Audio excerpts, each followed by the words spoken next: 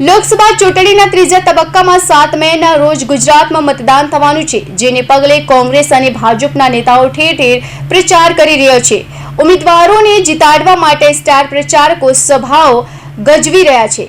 ત્યારે આજે પ્રિયંકા ગાંધી ફરી એકવાર ગુજરાતમાં પ્રચાર કરવા આવ્યા છે। બનાસકાંઠાની પાટણ લોકસભા બેઠક પર લાખણીમાં આજે પ્રિયંકા ગાંધી જાહેર સભા સંબોધી હતી।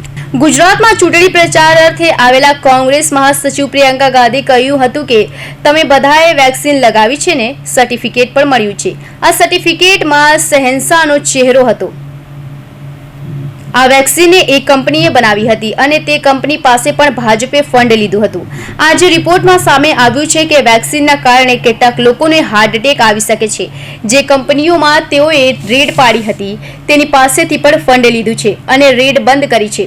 કેસ કર્યા છે, ફંડ લીધું અને કેસ બંધ કર્યા। ગોમાંસ સપ્લાય કંપની પાસેથી પણ ફંડ લીધું છે। આ ભ્રષ્ટાચાર જે કહેવાય ને। એક જમાનામાં ચોરી છુપેથી ભ્રષ્ટાચાર થયો હતો, આજે ખુલ્લામ સ્કીમ હેઠળ ભ્રષ્ટાચાર થઈ રહ્યો છે અને કહે છે કે ખુદ ईमानदार છે, बाकी બધા નેતા ભ્રષ્ટ છે। अभी मुझे मां अंबा जी का एक चित्र दिया गया, इसलिए शायद उचित रहेगा एक बार सभा शुरू करने से पहले मेरे साथ मां अंबा जी की जोर से एक बार जय कहिए। मां अंबा जी की जय, मां नडेश्वरी जी की जय और गेड़ा हनुमान जी की जय। देखिए, ये गुजरात की धरती है। यहां से इस दुनिया के सबसे शायद इस पूरी हमारी जो पीढ़ी है और इससे पहले की पीढ़ियां, उसमें शायद दुनिया की सबसे महान हस्ती आपने गुजरात ने इस दुनिया को दी। महात्मा गांधी जी यहां पे जन्मे।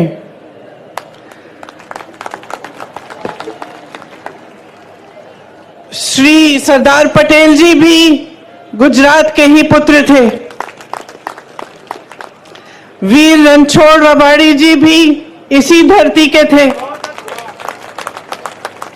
ये सारे महापुरुष किस लिए लड़े? ये सारे महापुरुष आपकी आजादी के लिए लड़े। ठीक है, ये पुरानी बात है। 70 साल निकल गए, बीत गए, हमारा देश आजाद है, स्वतंत्र है। हमारे देश में एक संविधान बना, इसी लड़ाई से उभरा। जितने भी हमारे स्वतंत्रता सेनानी थे, जितने बड़े बड़े महापुरुष रहे, चाहे पटेल जी हो, चाहे गांधी जी हो, नेहरू जी हो, सब ने लड़कर, ब्रिटिश साम्राज्य से लड़कर हमारे देश को आजाद करवाया और हमें एक संविधान दिया।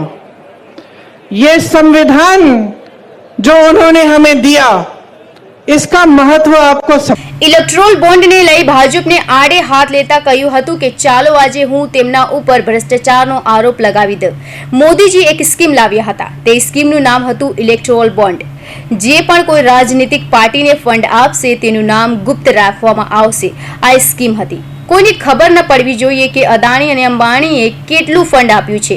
હવે આ મામલે કોઈએ કેસ કર્યો હતો, જેથી સુપ્રીમ કોર્ટમાં કેસ આવ્યો અને જજે આ કેસ જોયો તો કહ્યું કે આ તો બહુ ખોટી સ્કીમ છે।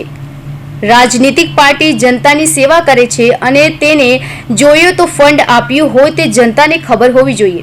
મોદીજીની સરકારે સૌથી પહેલા તો કહ્યું કે લિસ્ટ અમને નથી મળતું, बहुत मुश्किल है लिस्ट काढવું, પણ ન્યાયાધીશે ખખડાવ્યા તે બાદ લિસ્ટ આવ્યું હતું અને લિસ્ટમાં ઘણાના નામ આવ્યું। ગુજરાતમાં જે બ્રિજ ધરાશાયી થયો હતો તે બ્રિજ બનાવવાવાળા પાસે પણ ફંડ લીધું હતું। वो मेरे भाई को शहजादा बोलते हैं। मैं उनको बताना चाहती हूं, ये शहजादे 4000 किलोमीटर पैदल चले हैं। कन्याकुमारी से कश्मीर तक आपकी समस्याओं को सुनने के लिए चले हैं। मेरी बहनों से मिले हैं, मेरे भाइयों से मिले हैं, किसानों से मिले हैं, मजदूरों से मिले हैं और सबसे प्यार से मिलकर पूछा है कि तुम्हारे दिल में क्या मुश्किलें हैं, तुम्हारे जीवन में क्या समस्याएं हैं, उनको हम हल कैसे कर सकते हैं। और एक तरफ आपके शहंशाह नरेंद्र मोदी जी महलों में रहते हैं आपने कभी टीवी पे उनका चेहरा देखा है? एकदम साफ सुथरा सफेद कुर्ता, एक दाग नहीं है धूल का, एक बाल इधर से उधर नहीं हो रहा है। वो कैसे समझ पाएंगे आपकी मजदूरी, आपकी खेती? कैसे समझ पाएंगे? कैसे समझ पाएंगे कि आप किस दलदल में धंसे हुए हो? महंगाई से आप दब चुके हो, हर तरफ महंगाई। मेरी बहनें, मिट्टी के का तेल आज कितने का है? सब्जी खरीदने जाती हो, मिलती है क्या? तुम भाव क्या है उसका? पेट्रोल डीजल का दाम क्या है? मेरे किसान भाइयों, किस तरह से गुजारा कर रहे हो? खेती के हर सामान पे जीएसटी है, हर सामान महंगा हो चुका है। मेरी बहनें, अगर कोई त्योहार होता है, कुछ खरीदना पड़ता है, नए कपड़े, बच्चों के लिए कोई वर्दी खरीदनी पड़ती है, फीस भरनी पड़ती है, कोई बीमार पड़ जाता है, इलाज करना पड़ता है, तो क्या हालत होती है आपकी?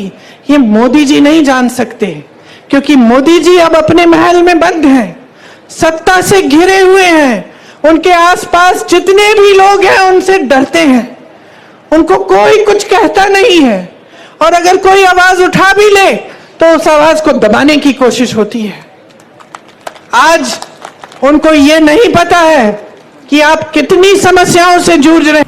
મીડિયા ઉપર પ્રહાર કરતા પ્રિયંકા ગાંધીએ કહ્યું કે કોંગ્રેસ સમયે મીડિયા પીએમને 10 સવાલ કરતી હતી, સબકા સાથ સબકા વિકાસની વાતો કરે છે, પણ કોઈનો વિકાસ થયો છે? બસ મોટા મોટા ઇવેન્ટ કરી રહ્યા છે। આજે મીડિયામાં પણ મોદીએ શું પહેર્યું છે, કઈ જગ્યાએ જવાના છે, બસ એ જ આવે છે। એક સમયે મીડિયા પીએમને અનેકો સવાલ કરતી હતી અને આજે બધા ચૂપ છે। કોંગ્રેસ સમયે મીડિયા પીએમને 10 સવાલ કરતી હતી, પણ આજે ટીવીમાં 17 કરોડ બેરોજગારના નહીં મોદીજીના પહેરવેશના સમાચાર આવે છે। यहाँ राजपूत समाज की महिलाओं का कितना अपमान किया गया। मोदी जी ने क्या किया? क्या हटाया उस प्रत्याशी को? हटाया उस प्रत्याशी को? आपकी मांग क्या थी? आपकी मांग ये थी कि हटे, आपको अपमानित किया। मोदी जी ने सुनी आपकी बात? आपकी सुनवाई हुई? मैं आपसे वादा करती हूं बहनों कि अगर हमें मौका मिला, हम देश भर में आपकी बात हम फैलाएंगे, बताएंगे, और इस तरह का अपमान आपके साथ हम नहीं होने देंगे। आज मेरी बहनों, जहां जहां महिलाओं का अपमान किया गया है, वहां मोदी जी की सरकार ने जिन्होंने अपमान किया, जो अत्याचार कर रहे हैं, उनका साथ दिया है, उनके पक्ष में खड़ी हुई है इनकी सरकार, आपके पक्ष में नहीं। हाथरस में महिला के साथ अत्याचार हुआ, उसको जला के मार डाला। भाजपा की सरकार ने उनको बचाया जिसने अत्याचार किया था। उन्नाव में हुआ, मैं उस महिला के घर गई, कोई ऐसा अत्याचार नहीं था जो उसके परिवार पे नहीं बरसाया गया, क्योंकि उस महिला ने आवाज उठाई। उसके साथ अत्याचार करने वाला एक भाजपा के प्रधान का रिश्तेदार था। उस महिला ने, नौजवान थी, आवाज उठाई, कचहरी में गई केस डालने। जहां वो अपमान हुआ था वहां केस नहीं डाला गया तो अगले जिले में चली गई, वहां से डाला। रोज सुबह अकेली जाती थी 6 बजे ट्रेन लेकर अगले जिले में, वहां पे कचहरी में जाती थी अपने केस की सुनवाई के लिए। एक दिन जब वापस आ रही थी तो उसको जलाकर मार डाला। 1 किलोमीटर जलते हुए चली, कोई आया नहीं मदद करने के लिए, पुलिस नहीं आई, कोई नहीं आया। जब मैं उसके घर गई तो उसके पिताजी ने मुझे बताया कि क्योंकि उसने आवाज उठाई थी, उसके भाइयों को पीटा गया था, उसके पिताजी को पीटा गया था, पिताजी के खेत जला डाले थे, लेकिन सरकार से कोई मदद नहीं मिली। मोदी जी ने कोई मदद नहीं की। हमारी बड़ी बड़ी ओलंपिक की मेडलिस्ट महिलाएं जो लड़ी देश के लिए मेडल लाई, जब मेडल लाई तो मोदी जी ने उनके साथ फोटो खिंचवाई और सारे अखबारों में लिखा था कि देखिए मोदी जी है तो मुमकिन है, मोदी जी की वजह से ये मेडल लेके घर आई हैं। जब वही महिला सड़क पे उतरी क्योंकि उसके साथ अत्याचार हुआ था, मोदी जी ने उनकी मदद नहीं की। उस महिला ने, उसकी आंखों में आंसू थे जब उसने मुझे बताया कि दीदी, मैंने सोचा था कि मैंने इतना बड़ा काम किया है, देश के लिए मेडल लाई हूं, अगर मैं यहां पे बैठ के मांग करूंगी तो जरूर मेरे साथ न्याय मिलेगा, मुझे न्याय मिलेगा। लेकिन उसे न्याय नहीं मिला। आपको मालूम है क्या तोहफा मिला उसको, जिसने उस पर अत्याचार किया? आज उसका बेटा भाजपा के टिकट पे खड़ा है। जिस तरह से जिसने यहां पे आपकी महिलाओं का अपमान किया, उसके बेटे को टिकट दिया, उसी तरह से उत्तर प्रदेश में इसके बेटे को भी टिकट दिया।